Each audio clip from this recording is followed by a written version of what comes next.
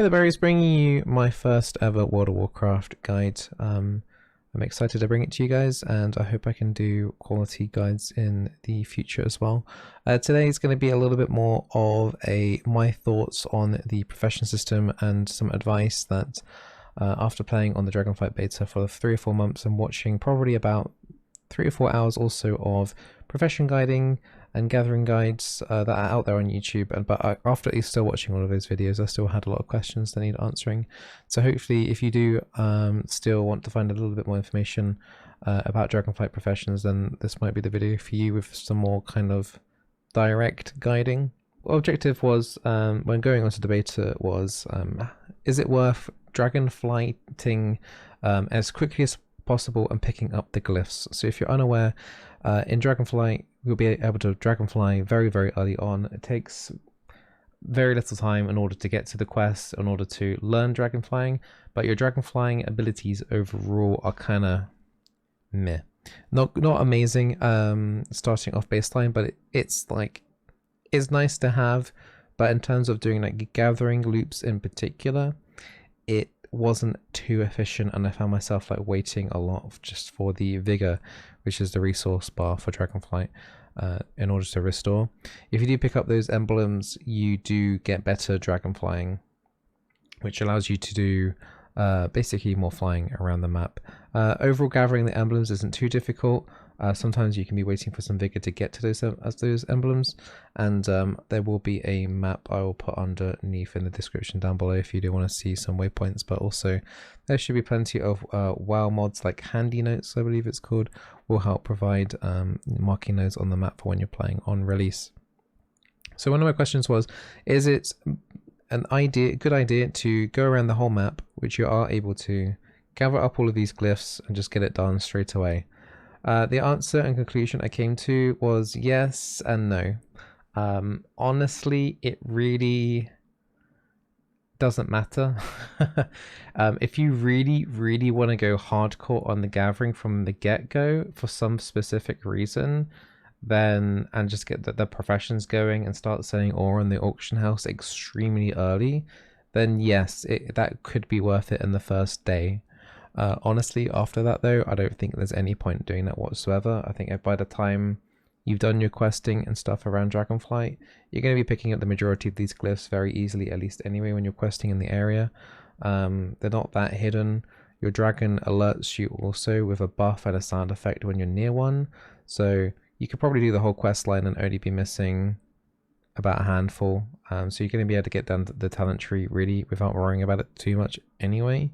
So I came to the conclusion is I care a lot about my professions, but I kind of care more about hitting 70 first. So I think worrying about the Dragonflight vigor stuff, I don't think there's any need to worry about that, honestly. I personally would just be questing along and picking up the emblems as I come across them. So that was my first question in regarding to Dragonflight. I hope that helps you in that regard. Now, I did a lot of experimentation with mining and the specializations on terms of that. So if you don't know, once you hit 25 mining or herbalism or any profession actually, you unlock the talent tree for that. And for mining, there are 3 talent tree branches that you can go into. The first one that's kind of shoved into your face increases your skill per point, which basically gives you a higher chance of gathering higher quality ore.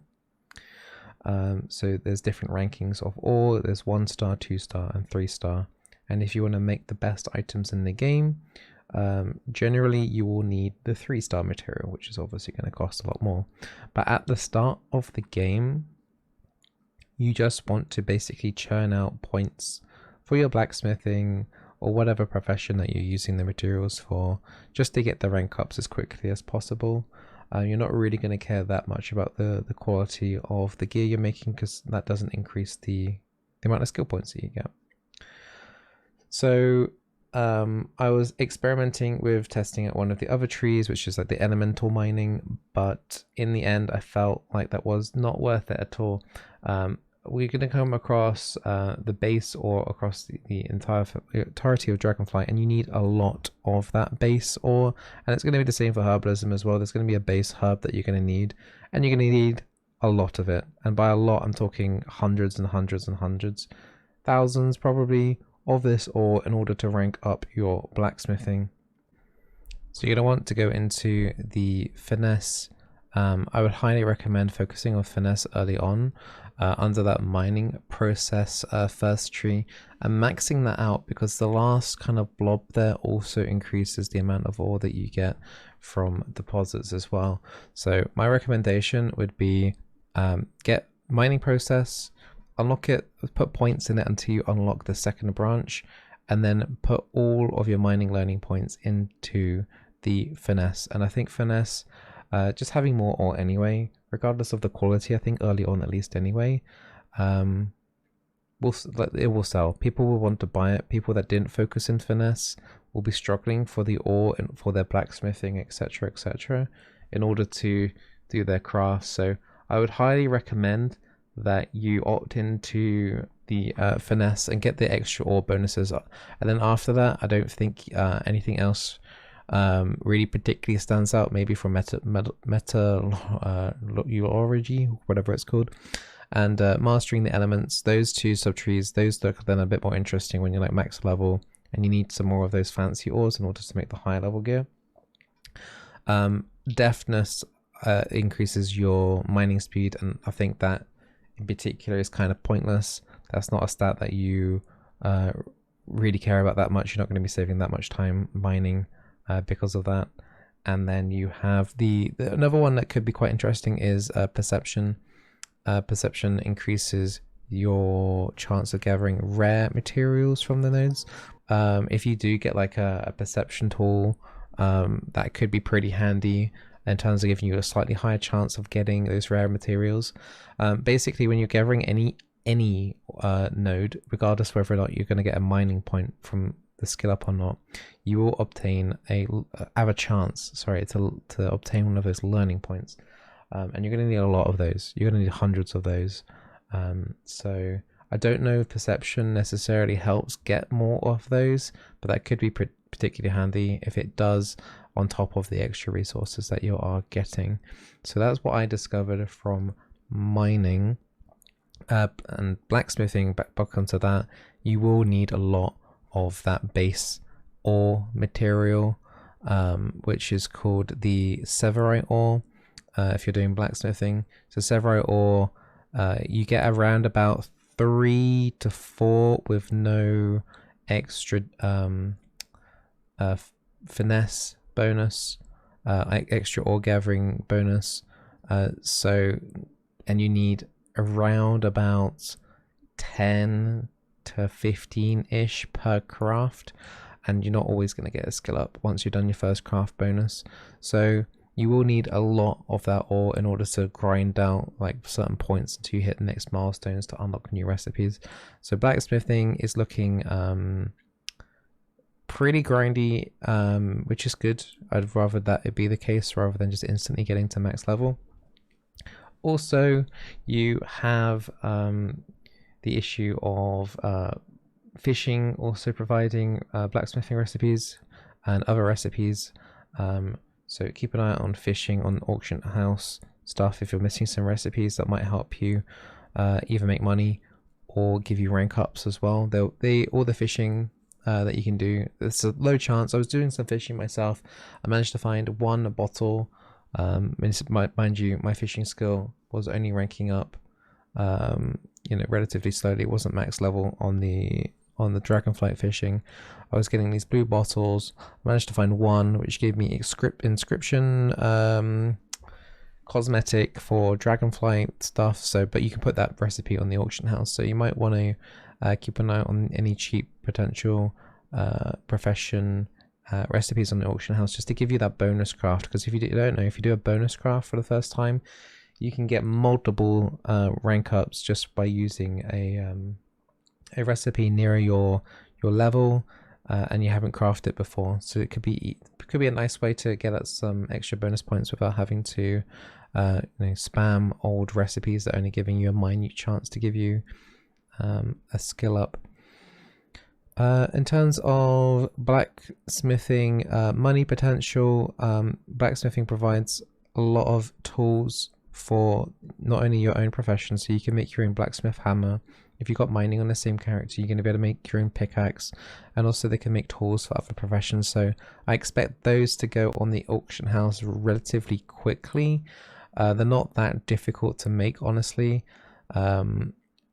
So yeah, like you're going to be able to make a lot of tools early on, but I can imagine that the auction house will probably get flooded by quite a lot because people will also be making them for skill ups potentially. Something to keep your eye on.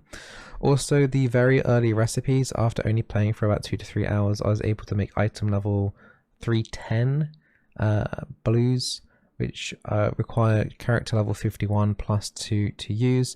So if you don't know what 310 is higher than the mythic vault plus 15 that you were getting.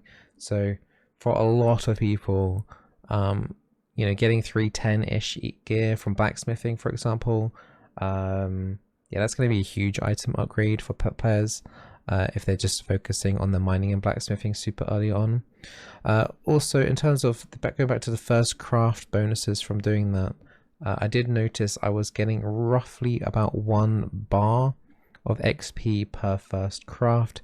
I think when I was around about 51, 52, that equated to around about 15,000 XP. So, you know, spending the time picking up the resources and mining a node gives around about 1,200 XP, which is around about the equivalent of killing 4 or 5 mobs. And then, you know, after you've mined around about like 6-7 nodes, then you're going to be able to craft an item for the first time and then give yourself a bar of XP. So in terms of, you know, getting your professions up, it's pretty decent XP as well. So I do advise you to work on that. Pick the nodes if they're easy to find and come across. Talking about nodes, there's also different mining nodes and herbalism nodes. The mining nodes, there's a fire one that deals damage to you. I don't know if that's max health based, but I literally took 100,000 damage from mining a fire node. If it is max HP based, I was playing a prot warrior, so I already have about 150k HP. So yeah, just factor that in. I don't know if that is not max HP. If you take a 100,000 damage from mining a fire node, make sure you got some health potions on hand. Sorry, I wasn't able to confirm that a little bit more, but do be careful about that. Under the Titan Forged specialization under the elements tree as well, I tried going into that very quickly. I thought from the wording of the tooltip, it meant that if you unlocked it and then mined a Titan Forge node, a portal would appear and then take you to other nodes, but that didn't seem to be the case. It just seems that there might be like gateways hidden away around the map, and maybe that you can find to go into other areas. It wasn't really clear, and I still wasn't able to find any additional information from Googling and stuff, so that will be something that I will be worrying about later on down the line once I've got my mining and professions up to a decent stand. But yeah, that's a bit of a confusing one, that one. And also, when going around the map, you're going to come across against stone walls. I can't remember exactly what they're called. They're breakable walls, essentially. And I seem to be getting a guaranteed mining point every time I mined one of those. So I wouldn't get resources from mining the wall, but I would seem to get a guaranteed mining point. So it might be worth going for those for the guaranteed skill up anyway. But sometimes behind those caves, you can actually find other ores.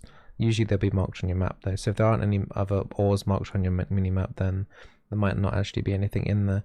But I did notice there were a couple of herbs behind the walls as well. So I don't have herbalism on the character when I was flying around, but some of those mining walls are blocking herbalism stuff.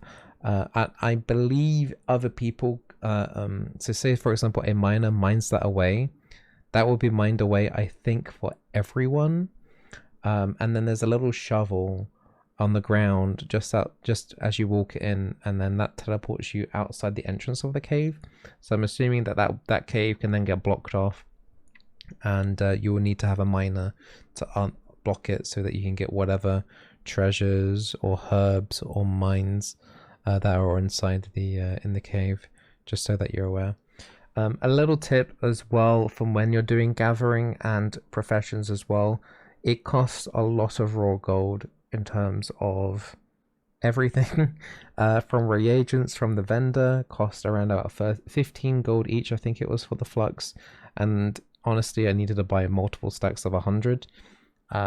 You also cost 100 gold for just learning the profession, and then recipes are a similar cost per thing. So I'd recommend having around about, well, obviously the more money the better, but thinking of your alts, you're probably going to need somewhere around about 5 to 10,000 gold initially on those characters in order to buy all the recipes, all the reagents, without having to worry about it too much. I'm sure you'll accumulate some gold from doing the quests and stuff, but just in case you just wanted to bypass the quest and just wanted to just fly around straight away and gather and stuff, that might be a bit of a handy tip for you, just to make sure you got some cash on those alts so you don't get screwed over when you enter into Dragonflight and have to start mailing gold over. Other than that, I don't think there's anything much else I discovered. I did notice in the region, the south region, I think it's the Azure Waste, it's called, something like that. There was level 66 mobs. My warrior has 296 item level, and at level 62 I didn't have a problem killing 66. It took a little while longer, but it wasn't that bad. But there was an area to the far south, kind of southeast, where there was just level 70s, and I got absolutely wrecked. I died so fast. So just be careful if you are going around gathering and you're not max level. There are some areas on the map which could put you into instant death, and if you're just dropping down with your dragon flying into a middle of a bunch of mobs, and then you fly back over in ghost form trying to like res, and then there's still tons of mobs around you, yeah, that's gonna really like be painful in terms of getting out. So do be very careful in those southern zones.